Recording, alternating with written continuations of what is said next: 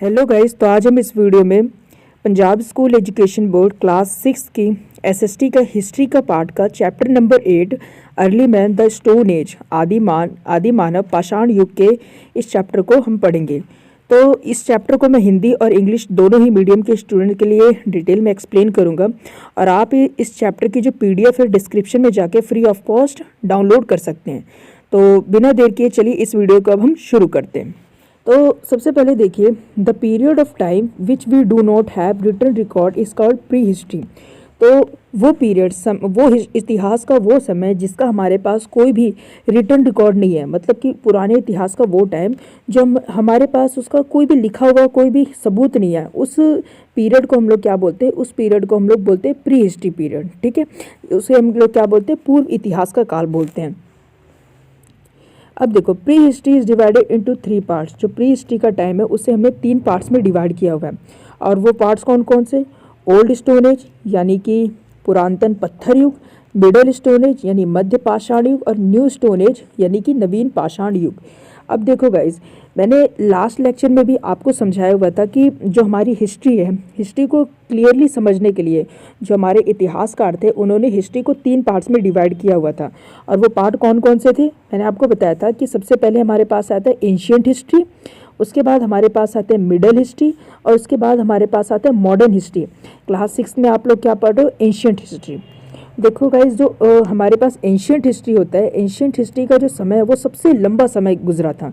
मतलब इंसानों ने एंशिएंट हिस्ट्री में सबसे लंबा समय अपना गुजारा था। अब एंशिएंट हिस्ट्री को अच्छी तरीके से समझने के लिए हमने क्या इसको 3 पार्ट्स में डिवाइड कर दिया है। और ये पार्ट कौन कौन से? पुरातन पत्थर युग, मध्य पाषाण युग और नवीन पाषाण युग। अब ये हम इसमें कन्फ्यूज़न आपको होगी, आखिर ये पत्थरों से क्यों इसको डिवाइड किया है? किसी और चीज़ से भी तो हम इसको डिवाइड कर सकते थे ना। तो देखो बच्चों, जो इंसानों का जो इतिहास है, इंसानों का इतिहास और पत्थर का इतिहास, मतलब इंसान और पत्थर का जो संबंध है वो बहुत ही पुराना है। मतलब पत्थरों से हमें इंसानों के बारे में, पुराने जो समय हज़ारों साल पहले जो इंसान थे उनके बारे में काफ़ी सारी जानकारी हमें पता लगी है। किस तरीके से पता लगी है? क्योंकि पुराने समय में हमें बहुत सारे पत्थरों से बने हुए हथियार प्राप्त हुए। ठीक है, और कई सारे पत्थरों पर इंस्क्रिप्शंस वगैरह प्राप्त हुए कि मतलब पत्थरों पे कई सारी ड्राइंग्स वगैरह मिली, पत्थरों पे लिखे हुए स्क्रिप्ट्स वगैरह मिले। गुफाओं में इंसानों के द्वारा कई सारी उस पर चीज़ें बनाई हुई मिली। तो ये सारी चीज़ें हमें मिलकर ही इंसानों के इतिहास के बारे में बताती हैं और इंसानों और पत्थरों का संबंध बताती है। ठीक है, इसीलिए हमने इतिहास को पत्थर युग में डिवाइड कर दिया है। तो सबसे पुराना जो युग है उसे हम लोग बोलते हैं ओल्ड स्टोन एज यानी कि पुरातन पत्थर युग। उसके बाद जो समय है उसे हमने बोला मिडल स्टोन एज यानी मध्य पाषाण युग। और उसके बाद जो है वो जिसे हम बोलते हैं न्यू स्टोन एज यानी नवीन पाषाण युग। ठीक है, तो चलिए इस चीज़ को हम बारी बारी एक एक करके समझते हैं।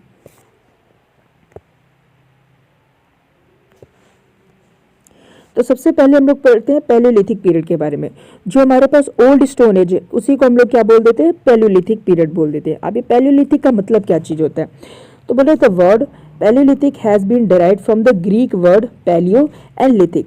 जो हमारे पास पैलियोलिथिक शब्द है वो ग्रीक शब्द पैलियो और लिथिक से मिलकर बना हुआ है, जिसमें पैलियो का मतलब क्या चीज़ होता है? ओल्ड यानी पुराना, लिथिक का मतलब स्टोन यानी पत्थर, यानी कि जो हमारे पास पुराने पत्थर का युग था यानी पुरातन पत्थर जो युग था उसी को हम लोग क्या बोल देते हैं? पैलियोलिथिक एज बोल देते हैं। तो इस समय में क्या हुआ करता था guys? It was a period when early man used crude stone implements and led a nomads life. तो इस समय में क्या हुआ करता था? मनुष्य जो थे वो कच्चे पत्थरों का इस्तेमाल किया करते थे। ठीक है, कच्चे पत्थरों का मतलब औजार बनाकर इस्तेमाल किया करते थे और खाना बदोश का जीवन व्यतीत किया करते थे। इसका मतलब क्या चीज़ है गाइस कि उस समय जो इंसान थे वो बड़े बड़े पत्थरों का इस्तेमाल किया करते थे शिकार करने के लिए। ठीक है, और वो क्या करते थे? एक जगह से दूसरे जगह बस घूमते रहते थे। ठीक है, तो इस पीरियड को हम लोग क्या बोलते थे? पैलियोलिथिक पीरियड बोलते थे। जो पैलियोलिथिक पीरियड बोला जाता है उसे इंसान का बिल्कुल शुरुआती समय बोला जाता है। उस समय जो इंसान थे उन्हें बिल्कुल भी समझ नहीं थी, ना उन्हें कपड़े पहनने की समझ थी, ना उस समय कपड़े होते थे, ना उनकी कोई भी भाषा होती थी। ठीक है, वो बिल्कुल एक जानवर की तरह ही होते थे कि कहीं भी जानवर वगैरह मिल गया उसका शिकार कर लिए, बड़े बड़े पत्थरों से मारकर उनका शिकार कर लिया करते थे। ठीक है, तो इस समय में जो इंसान का बिल्कुल इनिशियल फेज था, इसको ही हम लोग क्या बोल देते हैं? पुरातन पत्थर युग बोल देते हैं। ठीक है,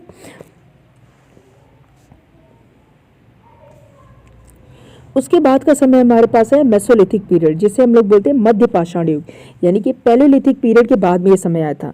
this age came after the palaeolithic period, मतलब पुरातन पत्थर युग जो था उसके बाद ये समय आया हुआ था। It is known as mesolithic period. अब देखो क्या हुआ, standard of living of human develop. Mesolithic period का जो समय आया, इसमें इंसानों का जो जीवन का तरीका था, जीने का तरीका था, उसमें काफ़ी ज़्यादा इम्प्रूवमेंट आई। किस तरीके से improvement I? In this period earlier man learn several new things. इस पीरियड में इंसानों ने कई सारी नई चीज़ें सीखी। And improved upon the old one, और पुराने से अपने आप को इम्प्रूव किया, काफ़ी इम्प्रूव किया। जैसे किस तरीके से इम्प्रूव किया? जो पैलेलिथिक पीरियड था उसमें जो इंसान थे वो बड़े बड़े पत्थरों का इस्तेमाल किया करते थे शिकार करने के लिए। पत्थरों का कोई भी शेप नहीं होता था और पत्थर काफ़ी ज़्यादा बड़े साइज़ के होते थे। तो इंसान जब शिकार करते थे तो शिकार वो प्रॉपर वे से कर नहीं पाते थे, काफ़ी ज़्यादा उन्हें मुश्किल होती थी शिकार करने में। लेकिन धीरे धीरे जैसे वो मेसोलिथिक पीरियड में बढ़ते चले गए तो इंसानों को पता लगा कि शिकार करने का प्रॉपर तरीका क्या होता है, हथियार उनके किस तरीके से होने चाहिए। तो देखो इस समय इनके हथियार बड़े बड़े हुआ करते थे, मगर मेसोलिथिक पीरियड में क्या हुआ, धीरे धीरे इंसानों के जो हथियार प्रॉपर शेप में आने लगे। मतलब उन्होंने सीखा कि अगर हम हथियारों को छोटा कर दें और हथियारों को ऊपर से नुकीला कर दें तो वो हथियार काफ़ी ज़्यादा कारगर सिद्ध होगा और उससे शिकार करने में उन्हें काफ़ी ज़्यादा हेल्प होगी। ठीक है, तो ये चीज़ें उन्होंने इम्प्रूव किया। और इसके साथ ही क्या चीज़ हुआ, इंसानों ने कृषि के बारे में भी सीखा। मतलब कि जब वो धीरे एक जगह से दूसरी जगह जाते थे तो मतलब कि इसी तरीके से 5,000 साल पहले इसी तरीके से क्या चीज़ हुआ, उन्हें पता लग गया कि हाँ चावल वगैरह की खेती के बारे में पता लगा कि कहीं भी वो जा रहे थे अचानक उन्हें चावल के कुछ ग्रेन्स वगैरह मिले। जब उन्होंने उसे टेस्ट करके देखा तो उन्हें काफ़ी ज़्यादा अच्छा लगा। ठीक है, तो उन्होंने देखा कि कुछ समय बाद वही चावल के टुकड़े वगैरह जब वो ले आए तो उन्होंने जब अपने ज़मीन वगैरह पे कहीं पे रख दिया होगा तो वो बिल्कुल सेम उसी तरीके से और उगाए। ठीक है, तो उन्हें उस तरीके से पता लगा कि हाँ इस चीज़ को हम एक जगह पर रह के ग्रो भी कर सकते हैं। ठीक है, तो ये मैं रफली आपको बता रहा हूँ, इस चीज़ के बारे में हम डिटेल में और आगे पढ़ेंगे। तो इसी तरीके से क्या हुआ, इंसानों ने क्या किया, खेती के बारे में भी जानना शुरू किया, खेती भी उस समय पे आई। ठीक है, तो इस तरीके से इंसानों ने क्या किया, धीरे धीरे विकास करना शुरू किया। तो पैलेलिथिक के एज के बारे में आपने पढ़ा, उसके बाद मेसोलिथिक पीरियड के बारे में बता, यानी कि मध्य पाषाण काल के बारे में। उसके बारे में अब हम आगे पढ़ते हैं कि आगे क्या चीज़ हुआ। उसके बाद हमारे पास न्यूलिथिक पीरियड आया जिसे हम नवीन पाषाण युग कहते हैं। ठीक है, नवा पत्थर युग। इसमें क्या चीज़ हुआ, this period is also known as new stone age, इसे नए पत्थर युग के नाम से भी जाना जाता है। It was a period when early man learn the use of polish tools. इस समय इंसानों ने पॉलिश टूल्स के बारे में सीखा। मतलब कि इस समय क्या हुआ कि इंसानों ने प्रॉपर वैसे बर्तन वगैरह बनाने सीखे, मटके वगैरह बनाने सीखे, एंड डोमेस्टिकेटेड एनिमल्स, और इस समय जानवरों को पालना भी सीखा। एग्रीकल्चर वॉज ऑल्सो डेवलप्ड, और जैसे मैंने आपको बताया कि कृषि वगैरह मेसोलिथिक पीरियड में जान चुके थे, मगर इस चीज़ को उन्होंने और भी ज़्यादा डेवलप किया इस पीरियड में आके। ठीक है, तो क्या चीज़ हुआ, उसके बाद invention of fire and wheel was also great step in the development of human civilisation. तो क्या हुआ, अग्नि और जो पहिया था वो आविष्कार मानव सभ्यता के विकास के लिए महान कदम था। ठीक है, इस पीरियड को मैं थोड़ा सा आप लोगों को डिटेल में समझाता हूँ। ठीक है, तो इस पीरियड में आते आते मेनली इस पीरियड में क्या सुधार हुआ, इंसानों ने प्रॉपर वे से जो हथियार वगैरह थे उसको इस्तेमाल करना सीखा।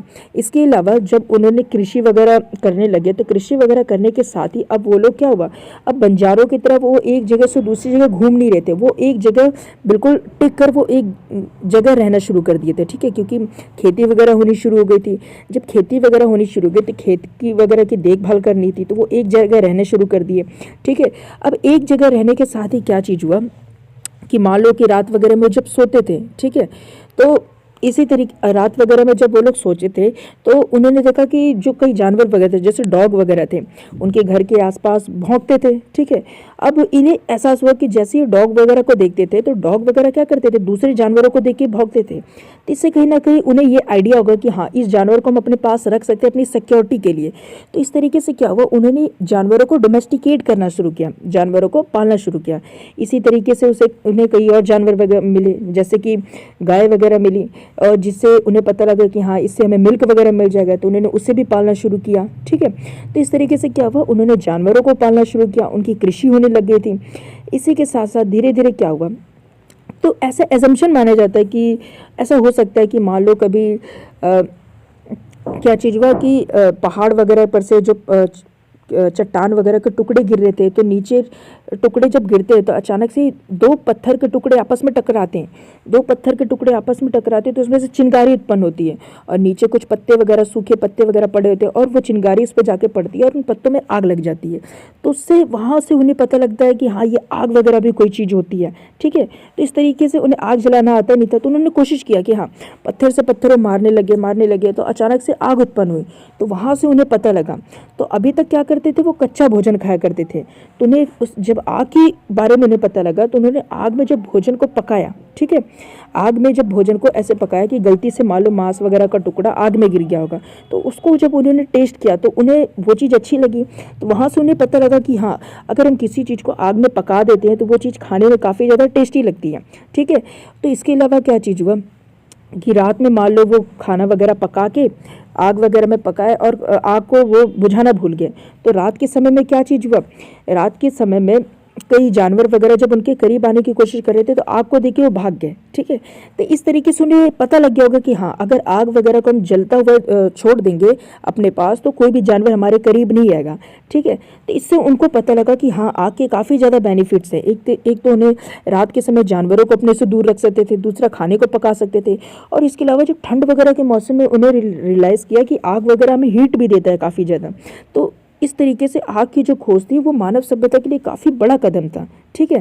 तो ये मैं एक तरीके से आप लोगों को एक काल्पनिक कहानी बता रहा हूँ पूरी तरीके से कि हो सकता है ऐसा ऐसा हुआ होगा, क्योंकि श्योरिटी तो कोई भी नहीं ले सकता था, क्योंकि आज से लाखों साल पहले तो ना हम थे ना आप थे, तो कोई भी नहीं था। तो इतिहास में क्या हुआ होगा वो कोई भी नहीं जानता है, ठीक है, इतने पुराने इतिहास में क्या हुआ होगा। तो बस मैं इस तरीके से आपको बता रहा हूँ, हो सकता है ऐसा ऐसा हुआ हो, इस तरीके से आग की खोज हुई, ठीक है।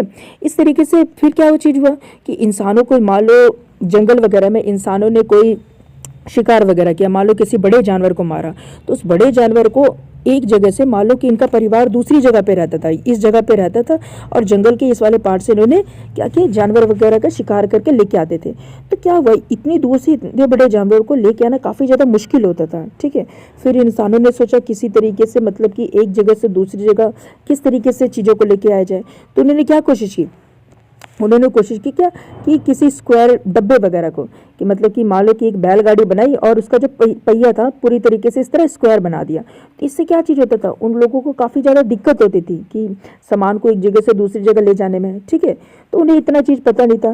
फिर क्या हुआ, अचानक से मान लो कि लकड़ी वगैरह का कोई गोल टुकड़ा सा टूटा हुआ मिला था।